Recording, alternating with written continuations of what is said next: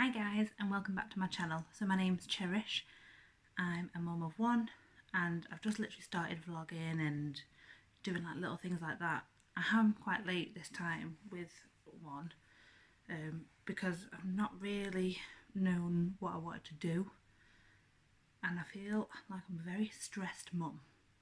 I'm going to talk about that later on and talk about everything else. We've been out today and I bought like 4 things. I'm going to show you anyway because ever since I've been watching Phoebe and Me, which is about a mum, and she's like loves books, ever since then I really wanted to try and start reading. So I've gone out today, I went to some charity shops because I love a good bargain and we love charity shopping, and I decided to get some books. So the first book I got was Katie Ford, A Summer at Sea, this one. I thought it just looked really cute, to be honest, I'm not gonna lie. And I think I might have seen one in her hauls that she had a Katie Ford, but I might be wrong. But this is the blurb. You can always pause it if you want, if you think it might be yours. There you go. That was £1 at the charity shop, which I thought was really good. And then I got another one, which was Summer at Hope Meadows. This is a Lucy Daniels one, so this is what it looks like. And I read the blurb. It's called the blurb, isn't it? Yeah. And it's about a lady. Might be the wrong one I'm on about actually. I'm just gonna let you read it. If you want to pause that, there's that for you here. See that? Yeah, that was also £1. No, I lie, that was £1.50. That was the dearest one. I was like, I'm gonna get it anyway. And then I got this one because I thought, oh, I've never had like a Christmassy book, so I decided to get a Christmas book. This is what I was on about. It's called A Vet's Life and it's by Cathy Woodman. What it looks like. I'm hoping to try and get this one, read it for Christmas. I'll probably read it beforehand if I get through them, because I have read before in my life, so I'd like to try again. And that's blurb on the back. So this is about a lady, and she has a beautiful baby little boy who's on the front. The baby, yeah. And she, frankly, goes through life. It's not as rosy as it looks. You know, basically our lives. She's basically a real human. That's what I'm hoping it is about anyway. So I'm excited to read them. Then I went to Makuti and I literally didn't pick up that much. I bought 5 nose rings for £10. I'll show you which ones I got anyway. You might be interested if you have your nose pierced. These are real silver sterling, so I never get anything that's not. Like, I've been to Claire's and things like that, but they're dead expensive and I just don't like how they're like that really. So I got this Love Heart one. Don't know if you can see that. There's no focusing, is it? Hold up. Gotta see if it'll focus for that. No. Go, like a little Love Heart nose ring. I got 2 hoops, which you can't really see. I got 2 of them, and then I got one with like, it's got like a yellow. You really can't see this. It's so tiny. Like a yellow. Okay, it's got a yellow diamond in. It's obviously not a real diamond. It's like a little yellow diamond, and then I just got another. Got to do it off thing. One with like a little turquoise one to try. So hopefully in the next couple of days you'll see me wearing them. That's just, oh Christ, I've lost him already. So you're probably wondering where I've actually been. If you do watch any of my videos, thank you if you do. So, hold on, just.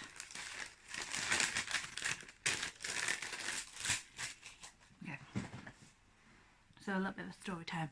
So basically I have not been well in myself recently with my mental health and things.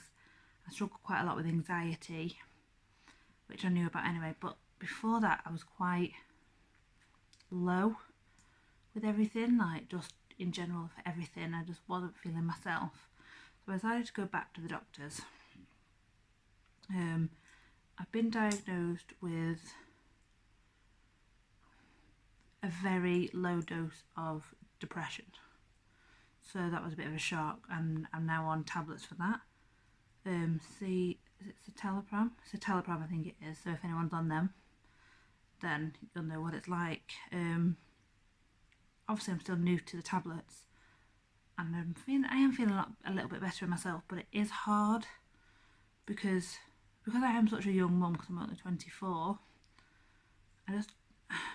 It's hard. It is hard with everything going on. Like, I've gone in to try and I've tried to apply, because you have to apply yourself now if you think you want counselling. So I applied to try and get counselling for myself, which I think will be helpful for me, just to talk about things every day, like with my mum and things like that, with losing her. We have like a little thing near us, and it's something like Keep Fit or something like that, and it's to do with the gym, and I was like, oh, I hate the gym. Don't have a membership for the gym, so there's no point. But it's for everyone in like the Cheshire East area, I think it is, and you can all apply for it. You have to be like, basically do no exercise. Like, I don't exercise like that. Like, I walk because I have to, but I don't exercise.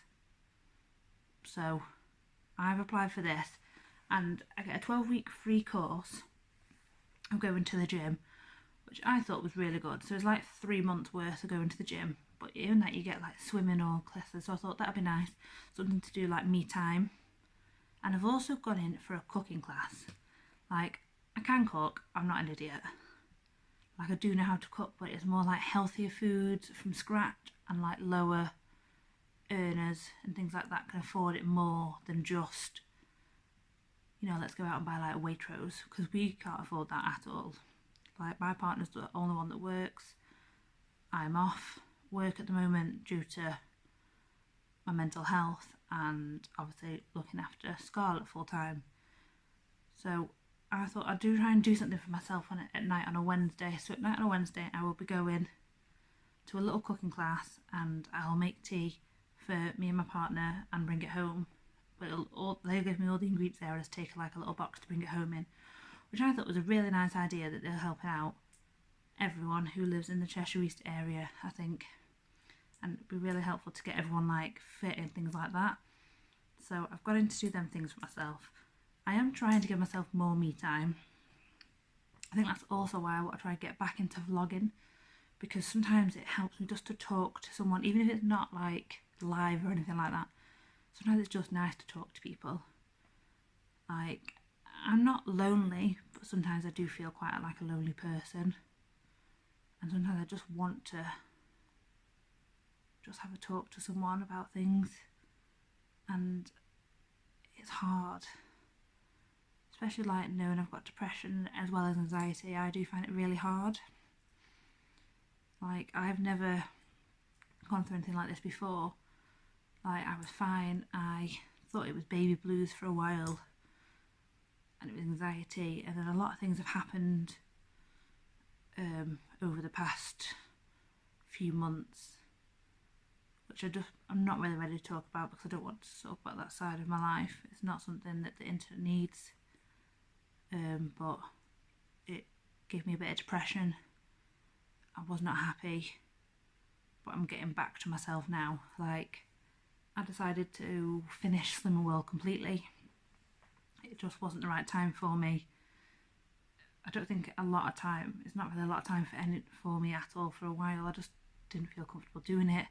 For some reason I wasn't enjoying losing weight, which was weird, because, you know, you're meant to like lose weight to be happy and all that, but I was like, no, it's making me more stressed. And I felt like losing weight, you shouldn't be like stressed over that. Like, I should be excited, like, oh, I've lost a pound, but I was like, oh my god, I've lost this, I'm so stressed. Like, I've got to be good again, I've got to be good, I can't go out, I can't have a life. So I was like, no, it's time to just like stop now and just try and enjoy life. So yeah, what I'm finding hard as well about trying to like vlog and things like that, is trying to find content, really, because I live in such a small area, like I just don't know what people want to see, and things like that. I know people like say like do it for yourself, and I want to, but sometimes I just forget as well to pick like the phone up, or because I don't have a camera to pick up like other people do. Like I just don't think there's any point in me buying one and then I don't carry it on. So I think I'll just use my phone for a bit and go from there and see, and and just see how I enjoy it. But I do think at the moment it's helping just to talk. Like right now, it's helping just to talk about how I feel and everything. So just by talking to you, it's just nice. And if I'm hoping like this message, if it ever gets out, like to a wider range, that people out there do talk about the mental health, because it is a big problem. I think for men and women, especially men, because men never talk about that side of things, and I want them to. I want them to be open as much as women are about their mental health, and I never want women of any age to feel like they can't do anything, or they're not a good mother, because you are a good mother. Do you know what I mean? You're a damn good mother no matter what you do. And I feel like we all need sometimes to stick together and not put ourselves down. And it is harder said than done. But we are so good to our kids. Or even if you've got depression for any other reason, you know, people do want you here. There'll always be people that want you here. It's just hard to get out of that rut that you're in. And being a mum with depression, I think that's the side I know more of, and that's the side it is a lot more judged that you have it, and people see that they don't think you're capable, and there's a lot more pressure put onto you than anybody else.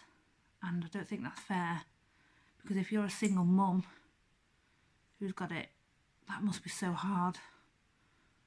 Like, it must be so hard for people, because, you know, you should be able to ask your dad or whoever, or you should be able to ask the father, like the children's dads, just to have them for an extra night or something, because you just need that time to be you. Even if it's not to go out and get drunk, it's just to sit down or have a bath and just relax. Like, I feel like we all need to stick together throughout it, and it must be so hard, because I find it hard, even though my partner is here and he's always here for me, and I know that. I still find it so hard, especially like to talk to people about things, like to talk about my mum, or just talk about anything like that. Really, I find it so hard. I just don't understand why it is, but I think it's embarrassment. It shows weakness, you know, and you shouldn't feel like that. You shouldn't have to feel like that. Just because you have got depression or you have got anxiety, you shouldn't have to feel embarrassed or weak because you ask for help. You're asking for help because you know you need it, not because you think, oh well, they're there. No. I ask for help because now I know I need it. I'll always ask for help. There are days where I don't ask for help, and I probably should, but it's because I want to show like the world that I'm capable of being a mum. I'm capable of looking after my child. I'm capable of looking after us, the house and everything else, even if the house is basically a crap hole, or even if tea is basically a microwaveable meal because I haven't had time to figure out what, you know, I haven't been able to put the veg on, or I've not got the money to put the veg on today or something, I don't know. Or it's just pasta and cheese because that's literally all she'll eat. Or it is a fucking bar of chocolate bar. Like, fuck it. Like, there's just no point. Like, I've had days where she will literally eat nothing because she doesn't want to. And that's hard for being a mum when you're trying, like, you know, people that make these cute sandwiches that are like in dinosaur shapes. Like, hun, come on. I can't even make a sandwich without her being clung to me. And she's 2.5. Like, it's so hard. And sometimes you just want a break. And it's hard to get that break. It is. And I completely understand And I'll never say like I got depression because of my child. It wasn't because of that. It was nothing to do with her. I think it was just everything on top of everything else, like the stress. It probably would do with the house, it would do with money, it would make me think I'm not good enough for her. It would be me thinking I'm just not a good enough parent, I'm not a good enough mum. She needs someone there who's better, who can look after her, who can provide more. Like all I do is sit there and I feel like I do nothing. Like I can't pay for her because I don't have a job. And that isn't my fault that I don't have a job. It's something that at the moment I wasn't ready to have a job at the time, because after I'd lost my mum, I got in a bit of a hole and I didn't want to work. I just wanted to be with my child because I was scared it was going to happen to me, because I didn't know if what my mum had was something that I could get. Like if I could inherit the cancer, I don't know. So it's scary. It really is. And I just feel like sometimes we don't appreciate ourselves. And we also sometimes don't maybe appreciate our partners, our family that help us, our friends. Because even though I know they're trying to probably help, sometimes they can always be in the way. And you want to be able to do everything yourself, but you can't. You need the help. And I just wish there's more people out there that would ask for the help. And if you ever do want to talk, then I'm always here. But if you would ever like an update of how my mental health is, how I'm coping, if you'd ever like to see, maybe if you'd just like to see a down day and see what we do on a down day, when I get down, on a high day, how I am on a high day, and things like that, and how maybe I'm starting to try and cope, and how I'm trying to learn, because I am still learning. I'm still, to myself, I'm still a new mum. Even though she's 2.5, I'm still a new mum. She's my first child. So until I have my second, I'll never know. I keep looking down because I think it's like a habit of nerves. I don't know why I'm nervous. I think it's just talking about mental health. I think it just, yeah, so sorry about that. But yeah. So yeah, that's really it. I didn't really know what else to say. But yeah, okay, right. So that's my little speech about mental health and where I've been. I'm going to try and get back into everything. It's just going to take time, and I'm just going to see what to do next with myself and things, really, and go from there. So yeah, sorry about how long this is, and sorry it was so chatty, but sometimes it's been nice to get things off my chest. So that was nice. Maybe that's what I needed, a good rant about everything, and maybe this video could help somebody who has it, and I hope it does. But yeah, if you'd like to see any more content like this, or more chatty vlogs about little certain things as a mum of 24, or see how we get on, I've got the hiccups now, I'm sorry, then please let us know. I'm gonna yawn. Oh, I'm sorry, that was so ugly. But yeah, I will speak to you all soon, and thank you guys for watching.